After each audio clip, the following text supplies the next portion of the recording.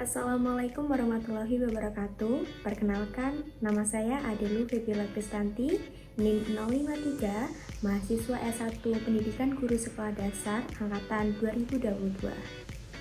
Tahukah kamu bahwa di Banyuwangi memiliki tradisi unik yang dilakukan oleh masyarakat suku Osing setiap menjelang bulan Zulhijjah?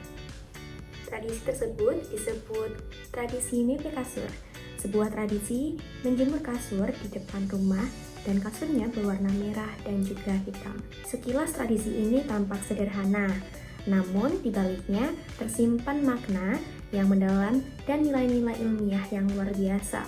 Tradisi ini tidak hanya melestarikan budaya leluhur, namun jika dianalisis lebih lanjut, budaya Mepe Kasur mengandung konsep-konsep ilmiah yang dapat dijadikan sebagai sumber belajar berbasis etnosains.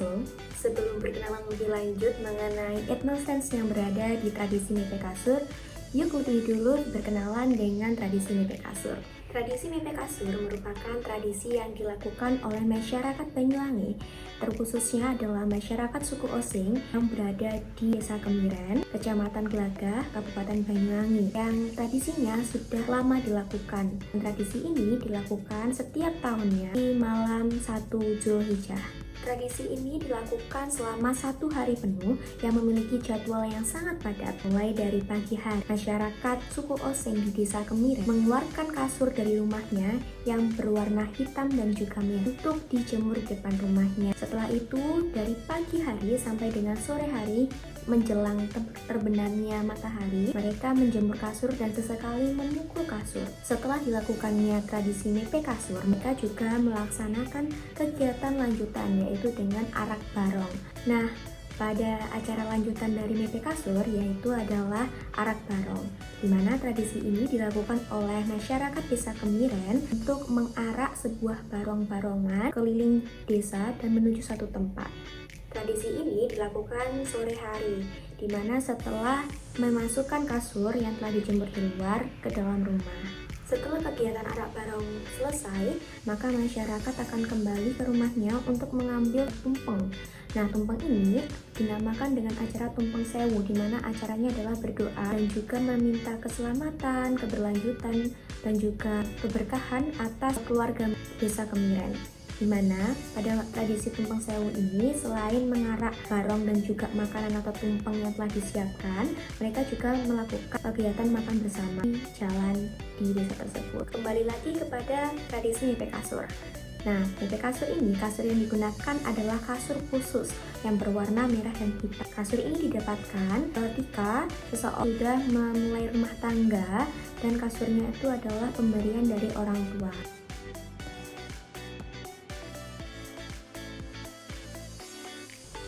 Pada kesempatan kali ini, dalam mata kuliah etnosains, saya menggunakan tradisi daerah saya yaitu dari Banyuwangi, yaitu tradisi Mepe Kasur, karena menurut saya tradisi ini selaras dengan capaian pembelajaran CP terbaru ke pendidikan SD, yaitu peserta didik mampu mengidentifikasi sumber dan bentuk energi serta menjelaskan proses perubahan bentuk energi dalam kehidupan sehari-hari.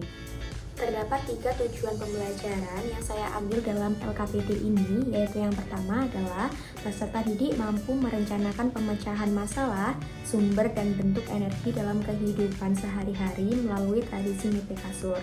Yang kedua adalah peserta didik mampu melaksanakan perencanaan pemecahan masalah, sumber dan bentuk energi dalam kehidupan sehari-hari melalui tradisi Mepe Kasur. Yang ketiga adalah peserta didik mampu mengevaluasi perencanaan masalah, sumber dan bentuk energi dalam kehidupan sehari-hari melalui tradisi Mepe Kasur. Pada LKPD kali ini, saya menggunakan model pembelajaran Problem Based Learning atau PBL dalam mengintegrasikan etnosains yang ada di daerah saya. Pada LKPD ini juga mengandung indikator keterampilan pemecahan masalah, yaitu adalah merencanakan pemecahan masalah, melaksanakan pemecahan masalah, dan mengevaluasi perencanaan masalah. Topik sumber energi dan juga bentuk energi kali ini cocok dengan etnosense yang saya ambil, yaitu tradisi mepe kasur, di mana tradisi ini menghadirkan kegiatan-kegiatan yang dapat mencerminkan kegiatan sumber energi dan juga bentuk perubahan energi sumber energi. Sumber energi yang digunakan dalam kegiatan tradisi mepe kasur ini terdapat banyak sekali, yaitu yang pertama adalah energi dari cahaya matahari. Untuk menjemur kasur ini membutuhkan cahaya matahari dalam kegiatannya. Lalu selanjutnya adalah energi manusia atau gaya dari manusia, di mana gaya dari manusia ini dibutuhkan ketika akan memukul-mukul kasur atau membersihkan, mengebas-ngebaskan kasur untuk membersihkan kasur tersebut ketika menjemur kasur. Selanjutnya adalah ketika kita melakukan aktivitas di luar ruangan seperti menjemur kasur, mengarak barong, dan juga tumpeng sewu, pastilah kita membutuhkan energi. Nah, energi tersebut berasal dari proses energi kimia. Makanan yang kita makan diolah menjadi energi gerak berasal dari energi kimia oleh makanan yang kita makan. Pada LKPD kali ini saya menggunakan model pembelajaran PBL, di mana sintak pertamanya adalah orientasi masalah. Pada orientasi masalah saya menyediakan beberapa pertanyaan pemantik, seperti yang pertama, pernahkah kalian menjemur kasur? Pada proses tradisi mepe kasur menggunakan energi apa saja? Mengapa kasur harus dijemur? Apakah benar jika menjemur kasur dapat menjadi telak bala? Mereka akan menganalisis opsi-opsi jawaban dari pertanyaan tersebut dari kegiatan yang akan dilakukan untuk melihat apa sih jawaban dari pertanyaan-pertanyaan yang telah dijabarkan. Pada kegiatan orientasi masalah, siswa juga diberikan bacaan terkait tradisi mepe kasur. Tradisi mulai dari pagi hingga petangnya, dari proses menjemur kasur, memasukkan kasur, dan juga kegiatan setelah ritual menjemur kasur, yaitu ada arak barong dan juga tumpeng sewu.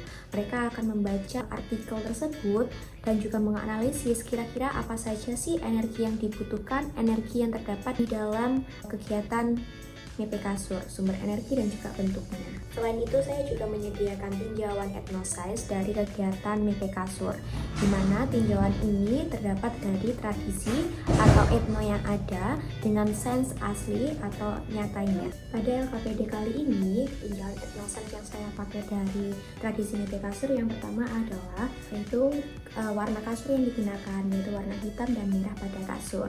Di sini kepercayaannya adalah ketika warna merah tersebut berlambangkan dengan keberanian, sedangkan warna hitam adalah melambangkan kelanggengan atau kesejahteraan. Namun sainsnya adalah warna hitam dan merah merupakan penyerap panas yang baik, maka dari itu warna kasur yang hitam dapat ketika menjemur dapat menghantarkan panas yang baik ke dalam serat-serat kain dan juga ke dalam kasur, terutama dalam kapas yang digunakan. Lalu yang kedua adalah menjemur kasur serentak. Nah, kegiatan ini dari kepercayaannya adalah dijauhkan dari bencana dan juga penyakit-penyakit. Nah, menjemur kasur serentak adalah berfungsi untuk membersihkan atau menghilangkan mikroorganisme dari kasur yang telah digunakan di dalam ruangan, di mana tidak dipungkiri bahwasanya di dalam kasur terdapat tungau dan juga bakteri-bakteri yang ada. Maka dari itu, menjemur kasur harapannya dapat selalu menjadi kebiasaan dalam berhidupan sehat, yaitu untuk menghilangkan tungau atau mikroorganisme yang ada di dalam kasur, sehingga masyarakat di sana akan selalu sehat dan terhindar dari penyakit-penyakit, terutama penyakit kulit. Selanjutnya adalah tradisi dalam memukul-mukul kasur. Nah, tradisi ini dipercaya bahwasanya ketika memukul kasur, penyakit atau bencana akan keluar dari kasur gitu. Nah, namun sainsnya adalah memukul-mukul kasur berfungsi untuk menghilangkan debu atau tungau-tungau yang ada di dalam kasur. Tradisi ini dalam memukul kasur itu tersebut menggunakan alat terbuat dari rotan yang berongga-rongga. Kenapa kok alatnya berongga-rongga? Karena jika tidak berongga-rongga, debu tidak akan bisa melewati sela-sela dari rotan tersebut. Selanjutnya adalah kenapa diambil pada tanggal sebelum suro atau malam suro atau bulan Zulhijjah. Nah, tradisi ini dilakukan dari mulai pagi sampai dengan petang atau malam, di mana pada malam ini bulan tidak terlihat atau sabit, bulan sabit akan muncul. Nah, selanjutnya adalah tanggal 1 Zulhijjah atau bulan besar, dipercaya sebagai awal bulan yang dipenuhi oleh keberkahan. Namun di sini juga mengandung sains bahwasanya pada tanggal 1 setiap bulan Hijriah, sinar bulan akan berbentuk bulan sabit muda. Pada malam hari, suasana lingkungan akan gelap karena tidak adanya cahaya dari bulan. Maka dari itu, kegiatan ini berlangsung pada tanggal 1, tidak dengan tanggal 15, karena pada tanggal 15 akan terjadi bulan penuh. Ketika kegiatan ini berlangsung, masyarakat akan keluar dan membawa obor di masing-masing rumahnya agar terlihat oleh mata kegiatan akan berlangsung dan meramaikan kegiatan tersebut. Selanjutnya adalah memasukkan kasur sebelum maghrib. Memasukkan kasur sebelum maghrib, kepercayaannya adalah kebersihan kasur akan hilang ketika masyarakat tidak memasukkan kasur ketika sudah petang. Namun pada sains ilmiahnya adalah ketika matahari sudah mulai tenggelam, matahari tidak dapat menghantarkan energi panas yang akhirnya membuat kasur dingin. Semakin sore, suasana akan semakin dingin sehingga kasur tersebut akan kembali lembab, tidak kering lagi. Selanjutnya adalah arak-arakan barong. Pada arak-arakan barong ini dipercaya bahwasanya tradisi ini mengusir wabah penyakit.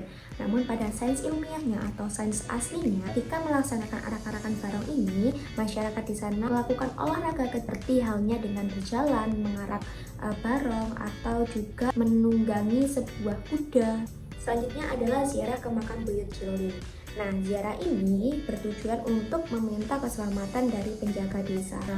Namun, pada sains ilmiahnya atau sains aslinya, makam buyut Cili diberikan sebuah gubuk untuk penuduhnya. Di sekitar lingkungan gubuk tersebut juga sangat terjaga keasliannya. Di makam buyut Cili yang disakralkan akan terjaga kebersihannya, dan juga orang-orang di sana, masyarakat di sana akan menjaga kebersihan dan lingkungannya, tidak membuang sampah sembarangan dan selalu menjaga keaslian dari tempat tersebut. Dan yang terakhir adalah tradisi makan tumpeng bersama. Tradisi ini sebagai ucapan rasa syukur dan juga doa atas keselamatan. Namun pada sains aslinya, ketika kita memakan tumpeng merupakan sebuah bentuk dari penyimpanan energi, karena telah seharian beraktivitas dari mulai mete kasur, arak barong, di akhir puncak acara adalah makan tumpeng bersama, di mana tumpeng tersebut juga terdapat menu yaitu ayam kampung. Nah, ayam kampung tersebut lebih sehat daripada ayam broiler atau ayam negeri dan cocok dimakan oleh orang-orang yang telah melakukan aktivitas seharian di luar ruangan dan juga energinya telah terkuras dengan banyak. Sintak kedua dari LKPD ini adalah organisasi belajar. Setelah membaca wacana di atas, siswa akan menjawab pertanyaan-pertanyaan di bawah dengan benar, seperti yang di dalam LKPD, yaitu yang pertama, mengapa tradisi mete kasur dapat diangkat menjadi topik pembelajaran sumber energi dan pemanfaatannya dalam kegiatan hari sebagai perencanaan pemecahan masalah. Dan yang kedua adalah bagaimana cara ibumu di rumah untuk membersihkan kasur. Coba jelaskan melaksanakan pemecahan masalah. Sintaks selanjutnya adalah penyelidikan kelompok. Nah, pada materi pembelajaran kali ini, siswa akan belajar mengenai materi bentuk energi dan juga sumber energi yang digunakan dalam kehidupan sehari-hari. Siswa akan melakukan penyelidikan secara berkelompok seperti yang ada di LKPD dengan menemukan kegiatan sumber energi dan hubungan antara kegiatan dengan sumber energi yang digunakan. Setelah siswa selesai menganalisis tradisi yang ada dengan bentuk energi yang diciptakan atau dihasilkan, siswa akan menyelidiki kegiatan-kegiatan tersebut, manfaatnya bagi bidang kesehatan, dan mengapa kasur harus dijemur. Dan yang ketiga adalah selain menjemur kasur, menjaga kebersihan kasur dapat dilakukan dengan cara yang lain, yaitu menggunakan pemanfaatan teknologi yang canggih. Nah, siswa akan diarahkan untuk berpikir di mana tidak terdapat cahaya matahari, mereka akan menggunakan barang lain atau energi lain untuk membersihkan kasur. Seperti contohnya adalah menggunakan vacuum cleaner sebagai teknologi canggih. Nah, kegiatan tersebut merupakan merencanakan pemecahan masalah dan melaksanakan pemecahan masalah. Di akhir aktivitas, siswa akan diberikan penyelidikan kelompok sebagai aktivitas penyelidikan, dan yang terakhir adalah penyajian hasil. Siswa akan menyajikan hasil dipresentasikan di depan kelas. Lalu yang terakhir adalah refleksi dan evaluasi, di mana peserta didik menganalisis dan juga mengevaluasi hasil diskusi kelompok, penyaji dengan bimbingan guru, serta memberikan komentar, pertanyaan, dan masukan.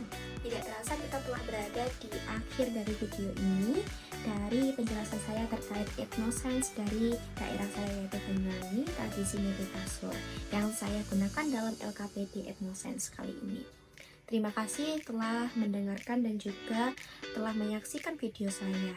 Saya pamit undur diri. Mohon maaf jika terdapat kesalahan kata yang kurang berkenan.